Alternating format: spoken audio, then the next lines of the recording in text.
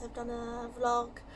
I was just sorting myself out really. As you know, I'm back on streaming again. Monday, Wednesday and Friday.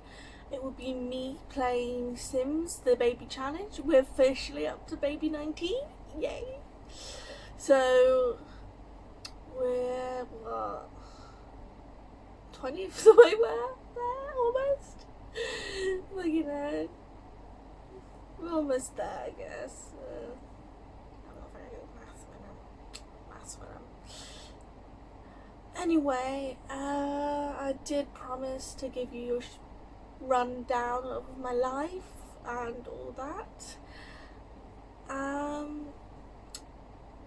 Excuse me if I'm not looking directly at the camera. I'm using my phone, so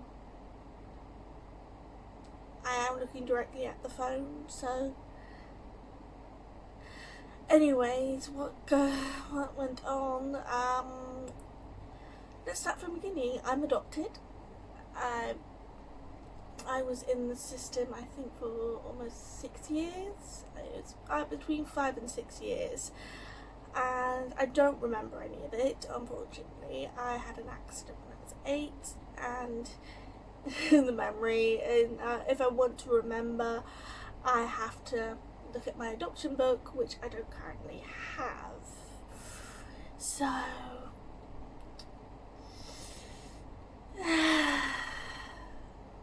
comes to that. Anyway, what was the basis of it was my uncle and my dad were registered paedophiles, and they didn't, and the court had to decide either I started living with my dad's family or go into the system. My mother didn't get much choice. She didn't get the choice to have me unless the father had custody of some sort, which of course even a weekend could scar me for life. Fortunately, that didn't help. So I spent the next few years in the system. From what I've read, very nice families, living off what they could. One was a nice old lady who gave us bunk beds. I've never been a fan of bunk beds because I do have a distinct memory where I did vomit in one. I think that was that one. I think I was just not well that day. Anyway, when it came to that, I also then went on to a nice couple in Lambourne in UK. They had a nice big house. They were horse trainers, and we had an aunt and an uncle living just down the road, like literally down the road at the bottom of the hill. So that's that. And then we spent a couple of years with my current family, my current adopted family, hence my last name. I was with them for 18 years before I met Tom. Of course, you know, he's my fiance. And pretty much from then on, I lived with him. I moved out before meeting him. I had a year of just, I can't look after myself on my own. I learned that. I worked myself practically bed till I was stuck in bed. I was not in a healthy place. When it came, I guess, talk about my adoptive family and my birth family. I did meet my mother eventually. I look a lot like her, except the dark hair, of course. Her hair is blondish, mine's very dark. I dyed it to start, but my hair was already this dark. I just didn't want to be orange anymore, even though I do look good with orange hair. So with that, I So I met her, we got along for a while, then had, you know, had one argument, and it went south for me. Because not only was I adopted, I was adopted with my sister. I love my sister. You'll find her as Mini Raw Vegan on Instagram. She's a lovely person in her own way. She and I, typical sisters, we don't get along. She's artistic and, you know, has talent which she doesn't use. A little rant on me there. And I'm not the smart one. Like, you know, I'm now well, if you guys have been following my Instagram, I just got my diploma in ghost hunting and paranormal investigations. I'm currently doing a degree in philosophy, in arts and humanities, which is based around philosophy, and my next course is in October.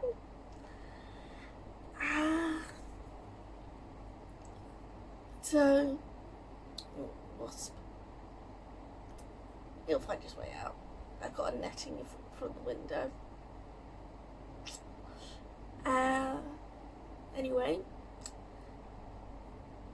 yeah, the wasps found his way out. I don't know why wasps find their way into our room. So my sister is a great person in her own right. She's a beautiful person too. No, like, you know, she's like the Jeffree Star of makeup. If you let her, she can do anything with makeup. So as you can see, I can barely keep my weight in check. So even though I am a solid 16 stone, I've lost a stone now. So yay. I haven't really done anything special. I've sort of just went on a vegan diet. Like, you know, I still eat meat, but like, you know, a lot of the red meats, the heavy meats, I have a alternative to, because I do like red meat, but it's just so heavy on my stomach. And alternative to cheeses and milks. I did buy the almond breeze, but I don't use it now because well, almond breeze actually dope their bees, so then they can produce all year round, which I think is absolutely horrendous, and that wasp really does not know where they're going today. Well, anyway, they do. So I won't buy almond breeze in the future. I might just go to a hazelnut version. Hazelnut has just a slight more sweetness that I like. See, I also have teas. I've got some more sneak coming today. I've got more teas coming in the next week. Like, you know, more instant teas. Like, you know, just I'm more of an instant person at the moment. Just like, you know, oh, I've got to do this. I need 30 seconds. There we go. I'm gonna get better with my drinking. Like, you know, not drinking. I don't drink alcohol really. Like, maybe at Christmas, maybe my birthday, but not really. I used to be bad with it, but then I had an incident which threw me over the edge, and I was like, nope, no more alcohol. I'm gonna have it selected days. I still have, like, you know, if I feel the mood for sake or mead, I might have it, but at the moment, sneak is doing the best for me. I get the energy I need. I pretty much use it every day. And you know I drink it every time I stream, just cause. I just do. Well, anyway, back to the family. It's difficult for me to say this, but there was an incident with my adoptive family. I'm just gonna say this, I was not the perfect child. I will admit, I was annoying. I was a hellraiser when I wanted to be. So I'm not saying I'm perfect, I was not. But they weren't the best parents for what I needed, because when I came in out of the system, I had mental disorders, and they classed it as something else. One of the words which I don't like is lazy. It's one of those things that triggers me, because it was one of the words they used to say a lot, saying, "Oh, Rosie, you're so lazy." Just like, no, I'm not lazy. I actually have a problem. So like when I went to my teen years, I started early. I started in year 6, and so I was a year ahead of everyone else when it came to chest sizes, butt getting bigger, everything. I grew up, I had to mature faster, and I was already maturing faster because Miffy was a troubled child too. We were both troubled children because we were going through the system. We didn't know what our parents did to us, but there was enough to scar us, but we couldn't really remember or anything like that because we were kids. Kids don't remember everything that's ever happened to them unless they have a very good memory. So, but anyway, yes, they used to take us on holidays. Like, I'm very lucky. I've been to a lot of places: Chicago, San Francisco, Singapore, Shanghai, France, Spain, Cyprus, Rhodes. I've been to a lot of places, and I'm very lucky to have gone to a lot of places, and I'm grateful. And I didn't realise how much it would have cost. I've been to Mexico, Washington DC and all that. It's just, when it came down to it, they used money instead of parenting. And that sounds bad. Like, some kids are like, "Oh, my parents are rich." Like, no, they weren't rich. They were, it's like, yeah, we got to go to Oslo for Christmas, but that was only because my dad at the time was a pilot and he couldn't get out of it. So it was like, alright, well, we used the staff flights. Like, staff can get a choice of bringing their family with them if they wanted to. And as my dad was the captain at the time, he said, "Well, I want to bring my family because I don't want to miss Christmas with them."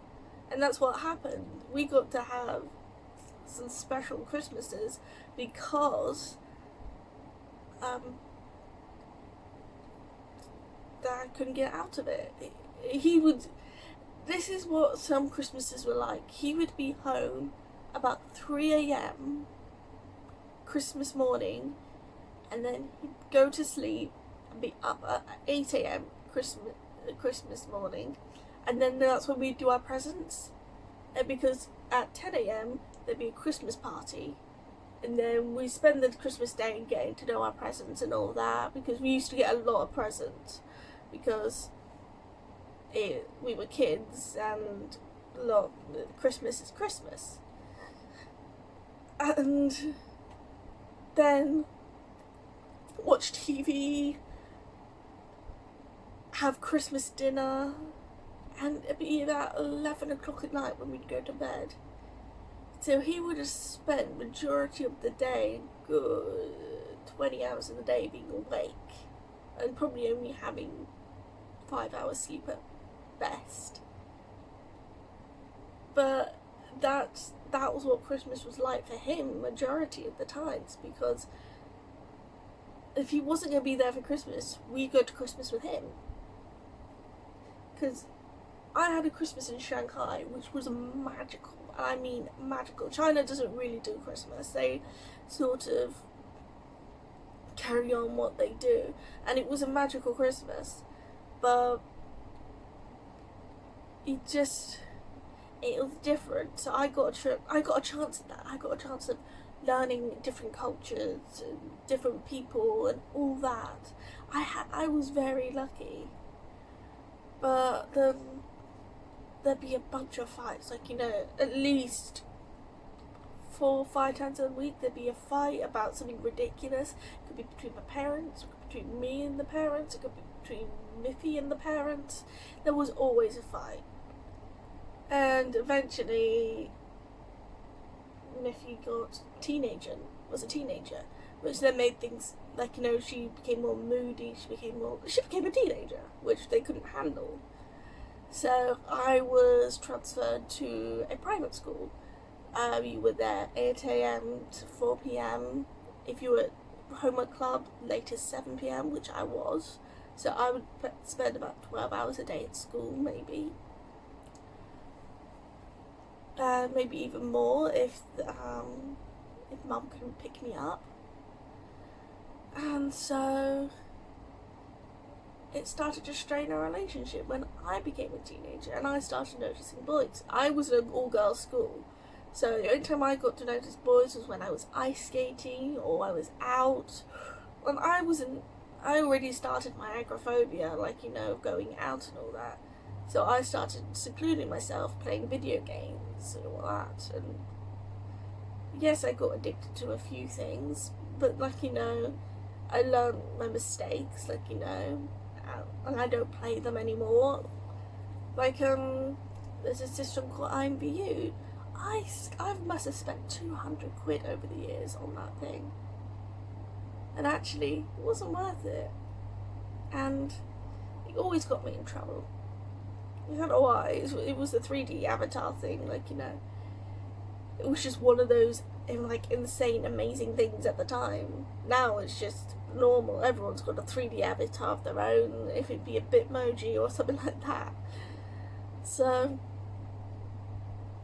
and then it came on to other things, like, you know, oh, there's a tiny spider. No, I'm not so scared of it though. But it just then, when it came to boys, they were very prude about it. And at this time I was a very confused person, because I already had turned bi. I already had turned bisexual, because at age, I think 11, when you were starting to go, ooh, boys, I was in a all-girls school.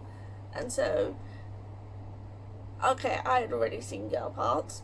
I obviously have girl parts, so it's nothing special. But I didn't see the difference when it came to boys and girls. So, it didn't really matter. So then, boyfriends always were an issue.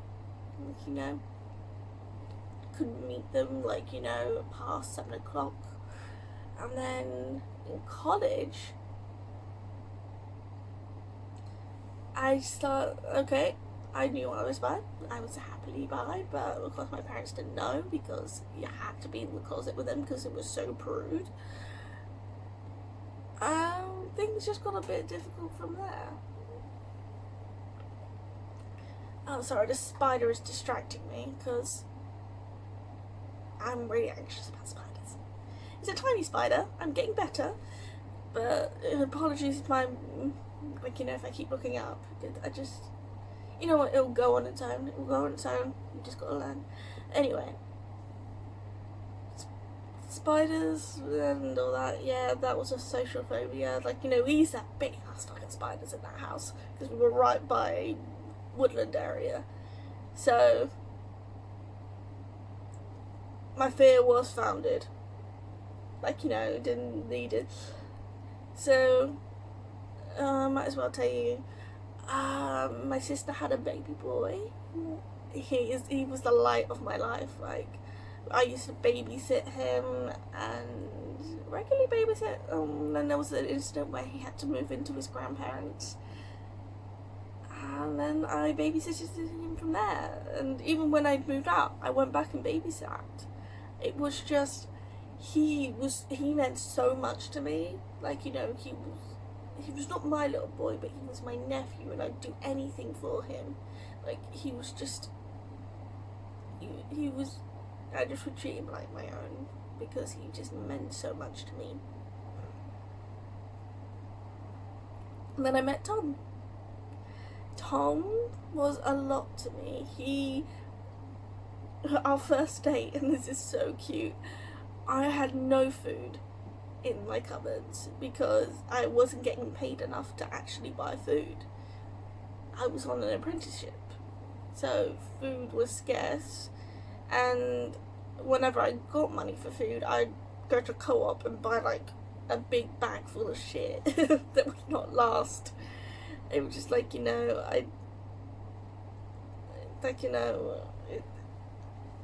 I wasn't managing my money well because I wasn't well.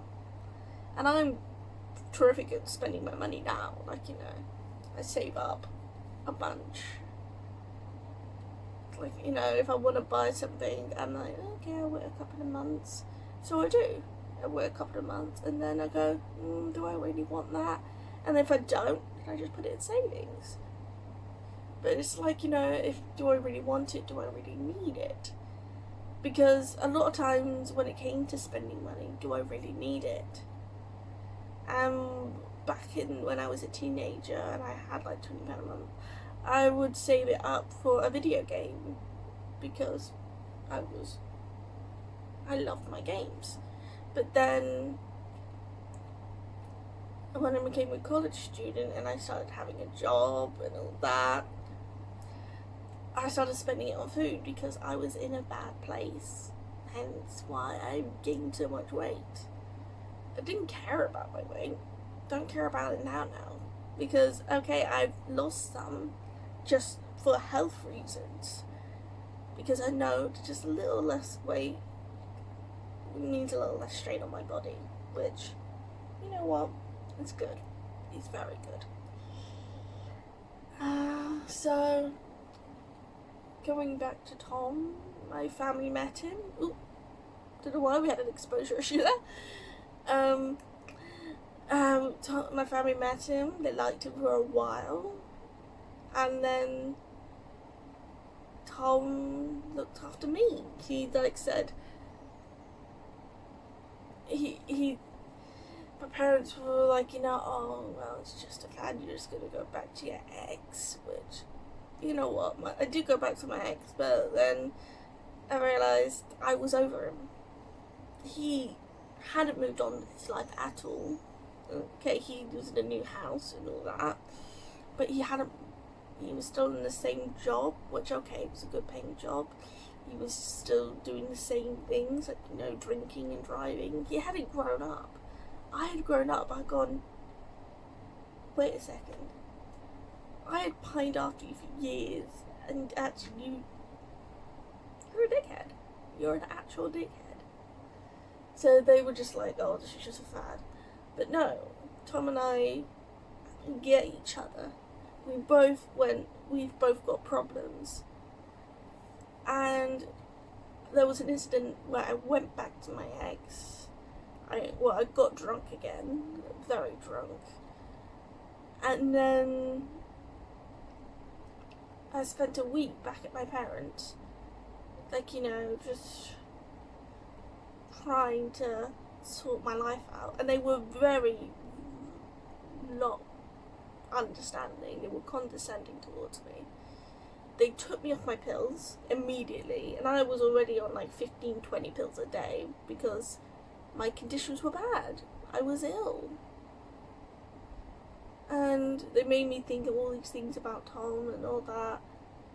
And then I realised the only people who ever actually cared about me were Tom and his family. And this is ridiculous. Your own family doesn't care enough about your health that you immediately put them in, I can't remember the word, but it's literally you have reactions for being taken off pills.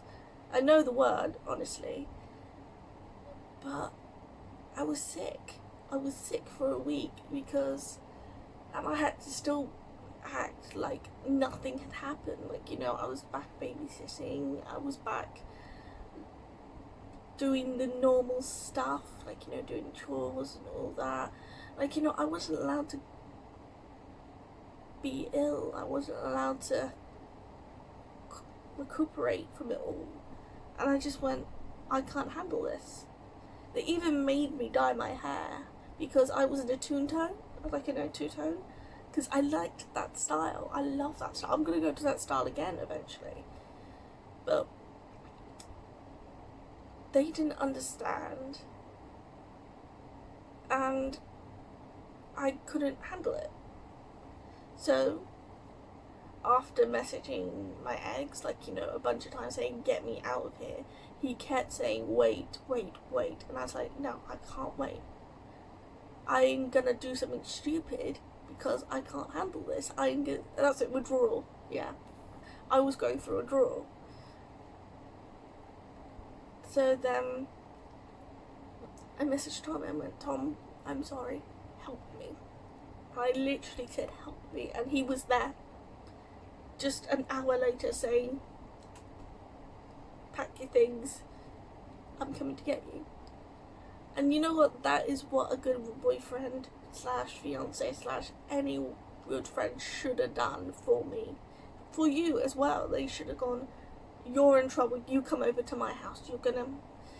And you know what, we sort of went into this situation, and I was gonna sleep in this summer house, but then we sort of just sat down together and we just realised whatever I had done, he was willing to forgive me for stupid acts. And I loved him for it. And I realised I loved him more than anything. So after that, I just cut myself off from my family because my mother thought, oh, she's gone back to an awful person and all that. It was like, you know, she was thinking about my future and all that, but I was just thinking about me, like me now, like, what? Okay, I'm on a bunch of medication now. That is my, let's see, that is my daily medication. But if I don't have it, I'm in a horrible place. So I see where she came from, but emotionally she has OCD. She doesn't understand when someone else is in pain. And I told her a secret which I had kept for about 60 years, and I mean this, it was a big secret which I will go on to on my next video. And she blamed me, said it was all my fault, and I will tell you what the secret was. It was sexual assault. She blamed me, and I had been blaming myself for 6 years, so that was sort of like the thing that really put a bridge between us. We could not, like, you know, you just don't blame someone because that person has been blaming themselves for years for what happened to them. What I needed at the time was reassurance, and I didn't get it. So yeah, I guess I expected her to react like how she did, but I'm over it.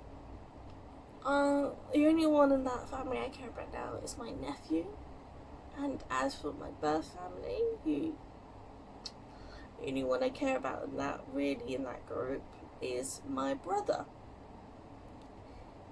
And you know what? I still talk to him, even though they don't like it, because they're the only two people who did not turn their backs on me.